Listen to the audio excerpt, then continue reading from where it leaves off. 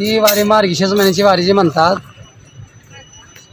भगवंत महाराज कार्तिक वारीला आळंदीला गेले.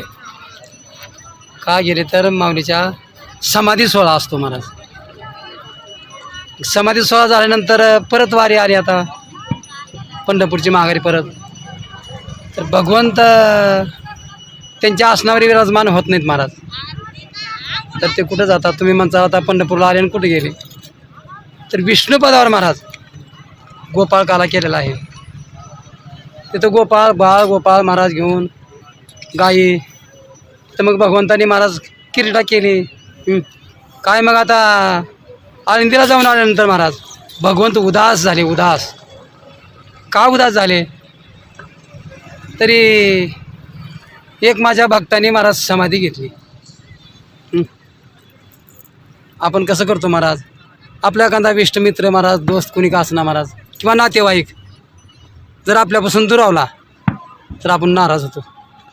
तसं भगवंताला सुद्धा कसं वाटतं महाराज जी त्याची का भक्त आहेत ती भक्ताला जरी कुठलं दुःख लागलं तर भगवंत नाराज होतो महाराज.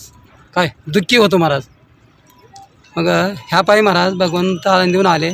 माऊलीला समाधी देऊन आले ना महाराज. समाधी देऊन आल्यानंतर इथं आपले मग विष्णुपदावर महाराज त्यांनी आता एवढा 15 दिवस राहतात महाराज. म्हणजे शुद्ध नवमीला इथं आले आळंदीहून. कुठं विष्णुपदावर.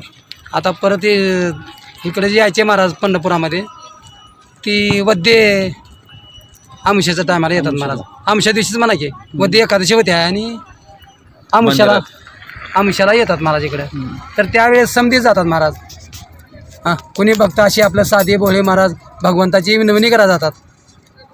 म्हणजे चला भगवंताला म्हणतात बाबा त्याच्या परिणाम काय मानकरी असतील काय टाळकरी असतील काय भजनी महाराज अशी कुणी समधीची ज्याची काय विचार भावना आहे भगवंताविषयी ज्याचं अंतकरण शुद्ध आहे आणि भगवंतावर विश्वास आहे असे विश्वासाने महाराज आणखीसुद्धा महाराज भगवंताला आम्ही आणायला चाललो म्हणतात महाराज. आणि भगवंत घेऊन येतात महाराज इकडं पंढरपूरमध्ये आले म्हणजे महाराज मग आसनावर विराजमान होतात भगवंत. मग तिथून हे भक्ताजी जमलेले असतात महाराज. परत मग त्याच्या गावी आपलं परिपरीनं जातात महाराज. ही अशी ह्या विष्णुपदाच्या वारीची महिमा आहे महाराज. आता अमावस्या दिसेल. हां आता कालच्या नवमीला गेले महाराज.